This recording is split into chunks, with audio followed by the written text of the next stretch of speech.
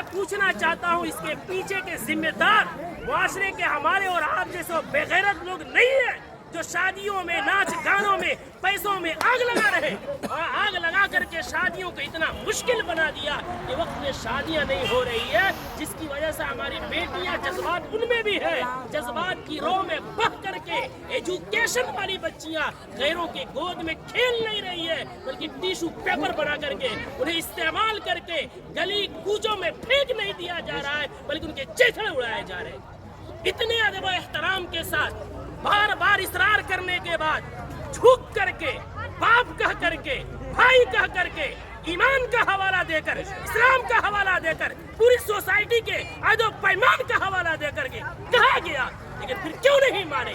जुर्रत की बात है, हिम्मत की बात है। आखिर वो हिम्मत आई कहां से कि पूरा मुआशरा बाइकाट कर रहा है, आप नाच ला रहे हैं, चौक पे नचा रहे हैं, पूरा बस्ती इस गुनाह से बचना चाहता है। खुदा का खौफ खाए हम लोग, कल क़यामत में क्या मुंह दिखाएंगे? पूरे गांव में नचाते हुए लेकर आते हैं, मस्जिद के सामने से लेकर आते हैं, पूरे गांव में। ये क्या है? इसको जिद नहीं कहते हैं तो और क्या कहते हैं? इसको हठधर्मी नहीं कहते हैं तो क्या कहते हैं?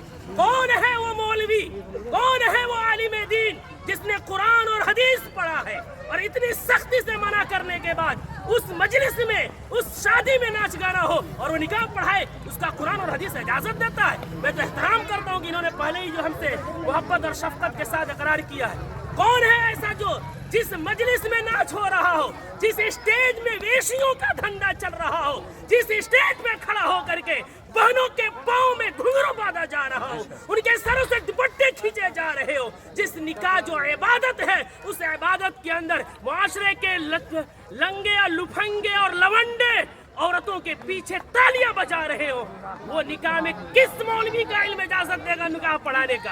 कौन सी कुरान इजाजत देगी? कौन सी हदीस इजाजत देगी? यहाँ सब कलिमा पढ़ने वाले हैं। हम मरेंगे, रब के सामने हाजिर होंगे।